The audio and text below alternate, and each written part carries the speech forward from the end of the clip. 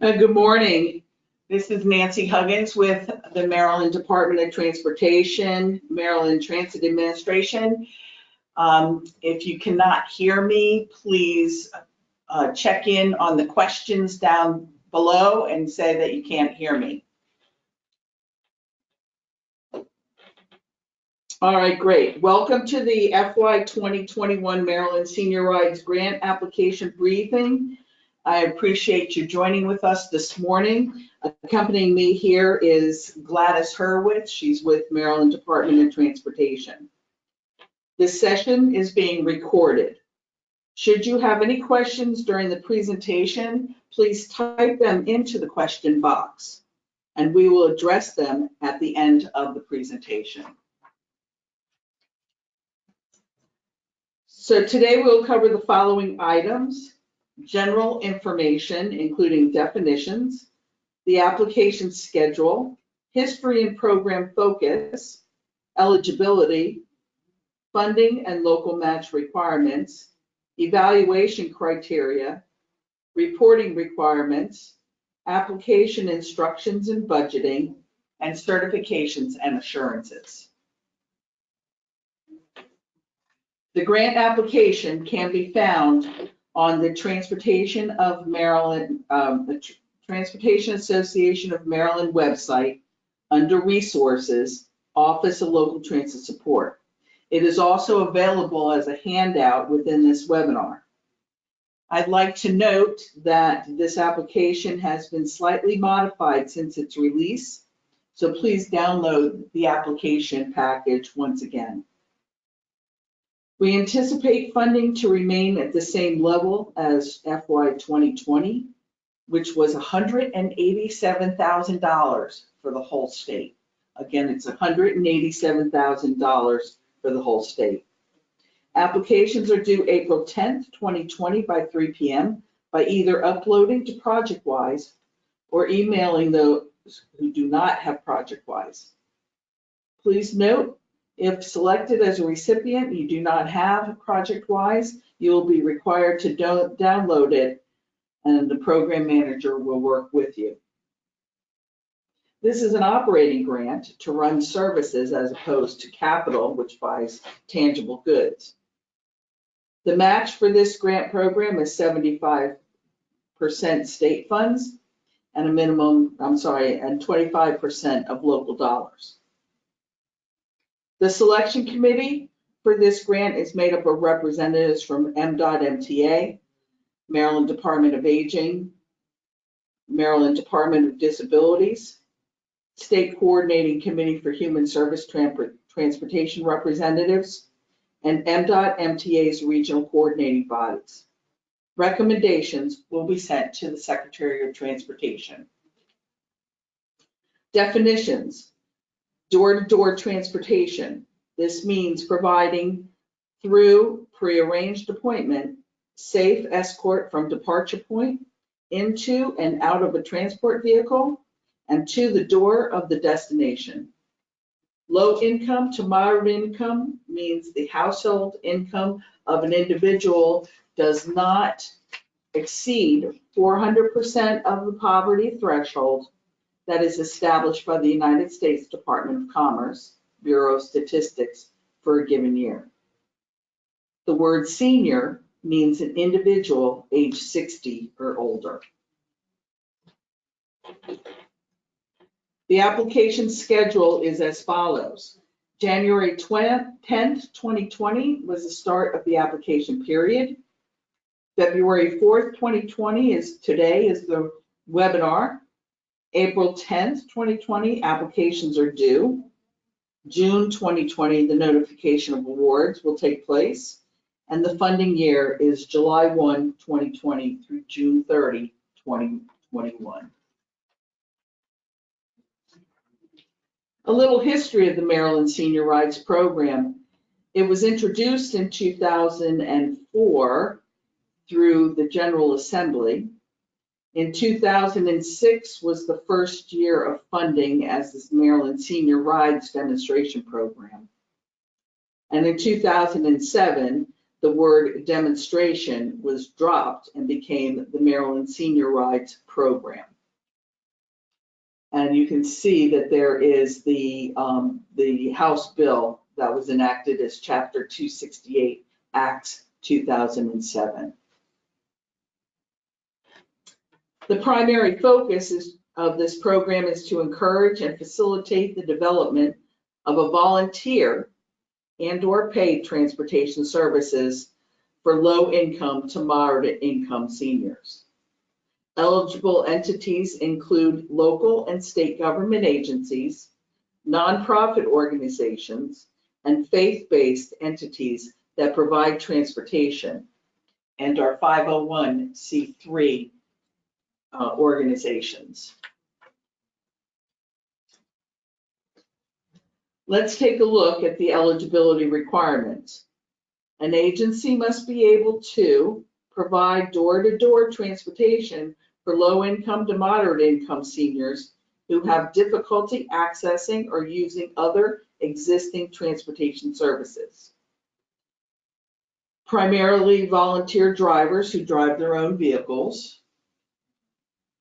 Uses a dispatching system to respond quickly to the requests from low-income to moderate-income seniors for door-to-door transportation. And is defined a geographic area for which the door-to-door transportation is provided. Please note that service may be provided to eligible seniors who do not reside in the geographic area as it's defined in your application, so long as service is not diminished to seniors who reside in the target geographic area.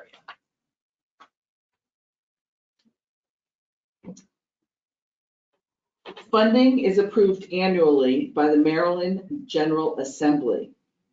Again, we anticipate funding levels to remain the same as last year, which was $187,000 for the whole state. Again, the grant is for operating funds and there's no capital. The local match is 25% of the total funds requested of the operating costs associated with providing door-to-door transportation services. These funds must come from local sources.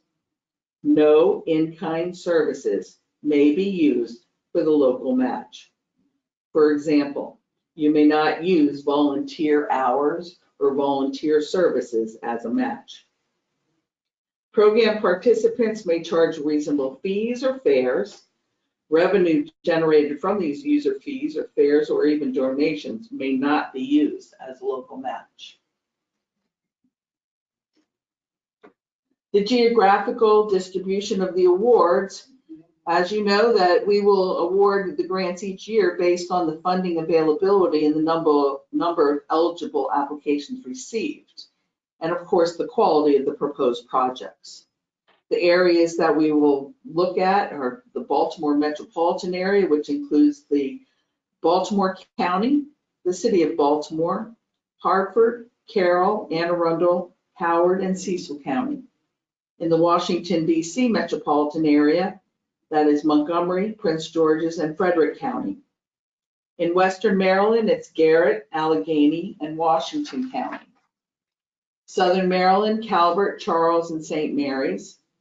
In the Eastern Shore, Kent, Caroline, Talbot, Queen Anne's, Dorchester, Somerset, Wicomico, and Worcester. There are 5 criteria that the review committee will be looking at. The maximum number of points that applications will be scored on is 100. When you prepare your marketing and outreach plans, we ask that you submit samples. PDFs, of course, are fine, of all of your marketing materials. The point system goes as up to 25 points. The ability to reach targeted population of low income to moderate income seniors and to provide door-to-door transportation. Up to 20 points. The ability to project volume of ridership and provide the basis for that projection. Up to 10 points. Provide the plans to market and outreach and attract riders and drivers.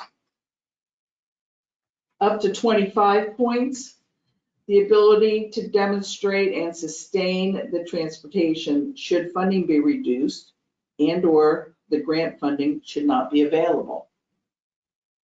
Up to 20 points, to demonstrate the ability to coordinate with your dispatcher system and with a local central dispatch system. Explain how your agency encourages shared rides, coordination between public and private transportation, and finally, your agency's innovative approach to risk management for drivers and passengers. Let's cover risk management. It is the responsibility of the applicant to develop a risk management policy and procedures document that addresses the following areas: criminal background and driver record checks on all drivers to protect not only your organization, but the passengers as well. Driver and vehicle safety. This could include operating policies that will protect the driver and the passenger from safety, vehicle safety, maintenance standards, vehicle inspections, volunteer vehicle insurance, etc. We recommend development of a safety training program that could include driving techniques, defensive driving, passenger assistance and sensitivity, accident or incident procedures, CPR and first aid, communications, and record-keeping procedures. Programs should be utilized with a new driver and possibly annual. Provide liability for your program beyond the personal vehicle insurance of your volunteers.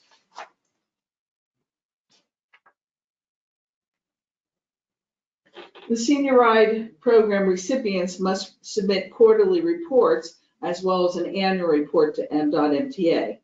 The quarterly reports must accompany quarterly requests for payments that will also be submitted to MDOT-MTA. We use these quarterly reports to evaluate how efficiently and effectively the local recipients are using the funds. The information collected and used in the annual report, this information will be collected and used in the annual report to the governor. These are some, there are some, this list is some of the information we look for. The cost, the matching funds, the statistics of your service, cooperative efforts, and risk management. This information will be circulated to the selection committee for their review, evaluation, scoring, and selection. In your application, in the application package, it includes forms and questions that must be completed in its entirety in order for your application to be considered. Application instruction part 1 must follow the format as structured in this package so that the selection committee can fairly evaluate your application. For those agencies on ProjectWise, you will submit your grant in the appropriate folder, but remember to contact the program manager, which is currently me, Nancy Huggins.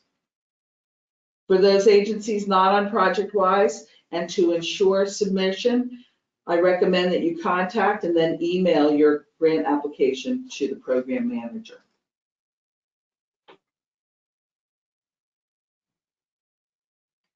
For the application instruction part 2, this section contains the assurances that must be met for your organization to be considered.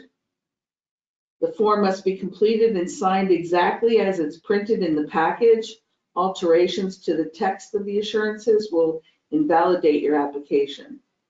Also, if you're a 501c3 organization, please attach a copy of the agency's 501c3 certification.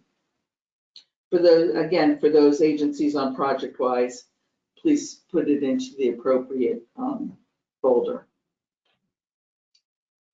All right, so let's take a look at the application forms and questions. For your convenience, we have provided a checklist, and I recommend that you include it in your application. Please note the application sent with the original email we left off a few things, so a new application has been uploaded to both the TAM website as well as attached to this webinar. So this page is actually is what you would use for your first page of your application, and it just gives us information about your organization and a proposed project summary.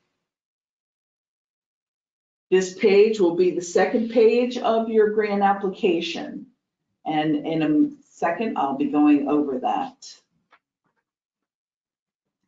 This is an example of what we just showed you before, and I just wanted to go over this. So in this particular example, my total project expenses is $150,000. Then I took a look at my revenue, operating revenue, which again can be fares, fees, or donations, and that equals $10,000. At that point, to get my net project cost, I took A and I subtracted B, and I got my net project cost, which is $140,000. So then my total funds requested for this particular grant in this instance is $20,000. 75% of that $20,000 is $15,000. That remains $5,000, which would be my 25% local matching funds. Then you have the area called local overmatch funds. To get that number, you take C, which is the net project cost, and you minus D, your total funds requested. And in this case, you'll get $120,000. So remember that the source of the local funds can be other grants, non-transportation other grants, I might add, donations, general funds, etc. A helpful hint when looking at this, you might take a look at what local matching funds, cash in hand, that your organization would have that you would be able to use for this project and then work from there.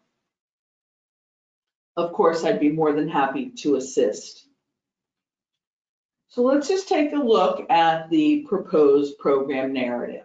You can see that we've asked several questions, and we ask that you respond as best as to your ability to each of these different questions. And these are actually from the application package.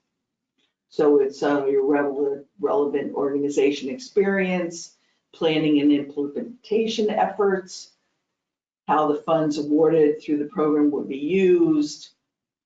We ask about your operating policies and characteristics of the proposed project. In addition, we ask that you describe your staffing and management for the project. And what is the current and projected ridership to the targeted population? And remember, we do like to know what the basis of the projection is.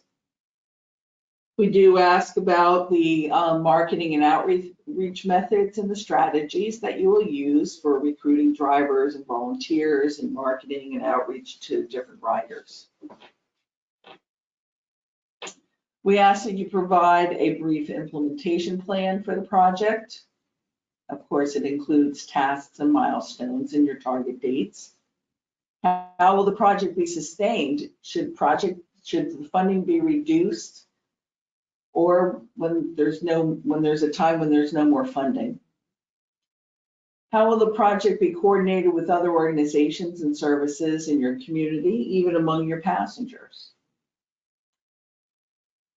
And then finally, we ask how you will manage your risk and provide safe delivery of your services.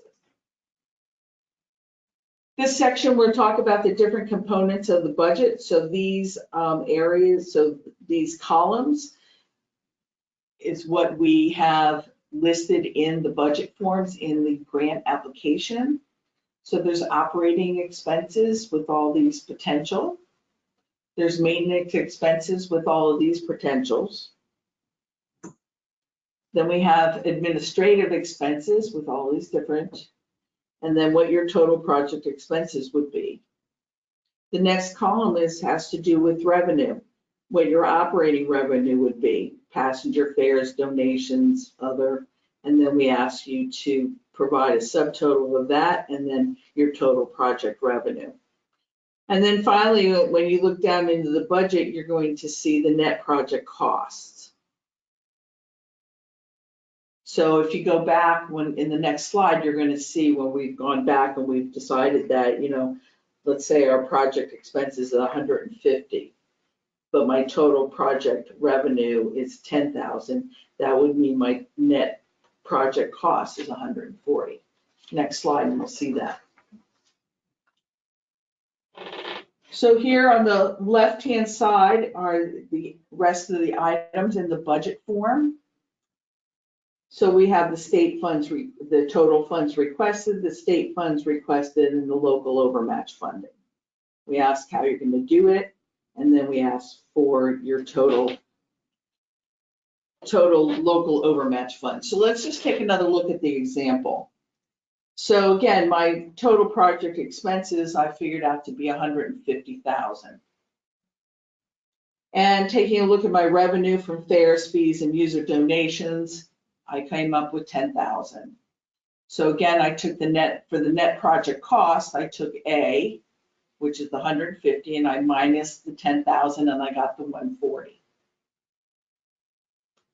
So then I went and I took a look at how much I would have to be able to put up for a 25% match. And I figured that I had $5,000 for my local match.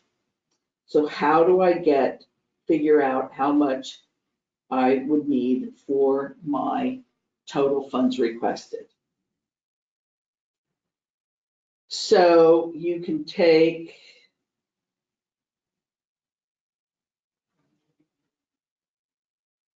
so I have the 5,000 I put up for 25% cash match,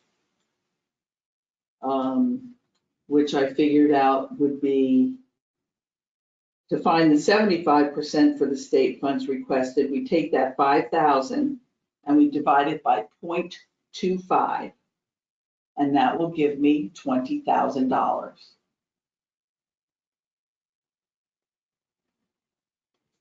So I take my total funds requested, which is the $20,000, and I multiply it by 0.75, and that will give me my state fund requested, which is 15,000. So in other words, when you figure out what your total funds requested would be, in this case it's 20, and you figure out the 75%, which is the state funds requested, the 15,000 is the amount from the state that you will be receiving. The 5,000 is what you would be putting up for local funds. So now let's figure out the local overmatch. So that is the total of the net project cost. In this case, it's $140,000. And then we minus the 20,000, which is what we've asked for the total funds requested. And that equals 120,000 overmatch.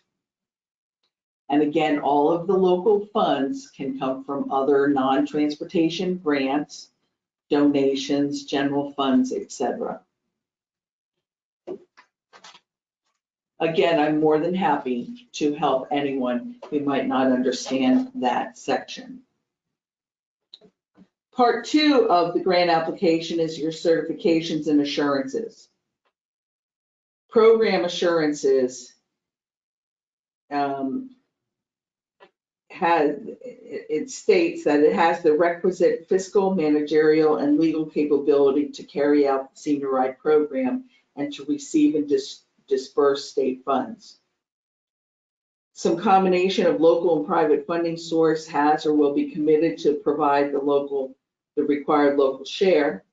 And the applicant assures that they have and will comply with the administrative requirements that relate to the applications made and to grants received from the Maryland Department of Transportation for the Senior Ride program. The second part, the applicant assures that no person on the basis of race, color, national origin, sex, or handicap shall be excluded from the participation in or denied the benefits of, or be subjected to discrimination under the said project, program, or activity. The second point of that is the applicant shall not discriminate against any employee or applicant for employment because of race, color, sex, national origin, and take affirmative action to ensure that applicants are employed and that employees are treated during the employment without regard to race, color, religion, sex, or national origin.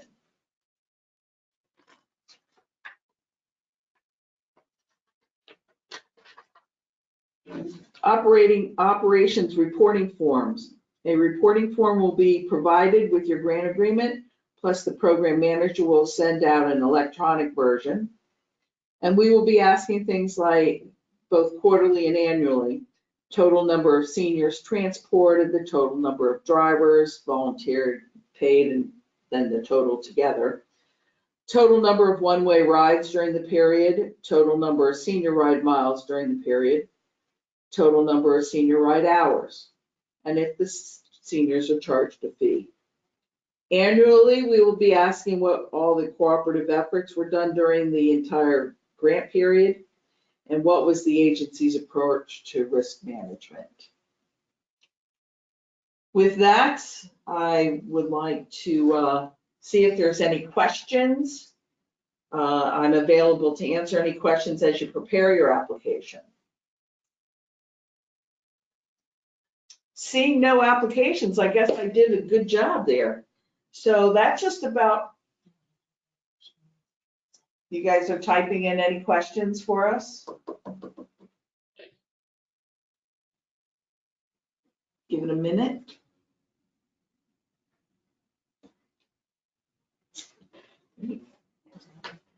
Well, that looks like it just about wraps it up. I really appreciate your time today, and my information is here. Again, the applications can be found on the TAM website. It's also attached to this webinar.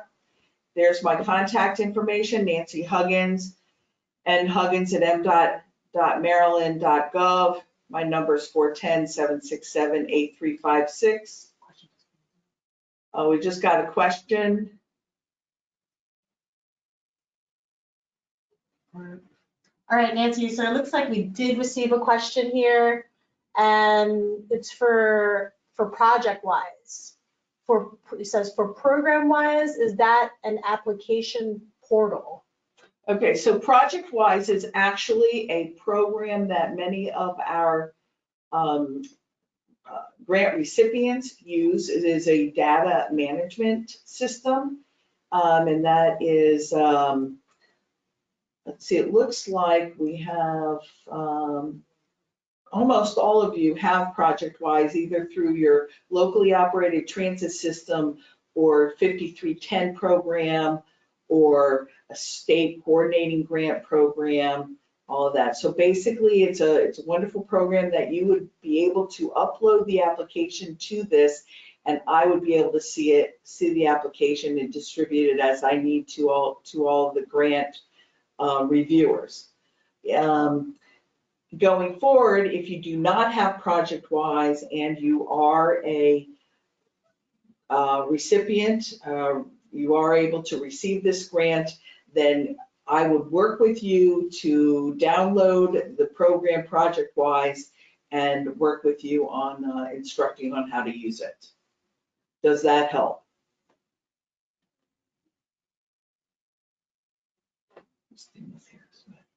So yes, thank you. Thanks. Anything else? Any other questions for the good of the order? All right, in that case, best wishes for a great application. They're due April 10th, 2020 at 3 p.m. Please feel free to reach out to me if you have any additional questions. Thank you. And thanks to Gladys. All right.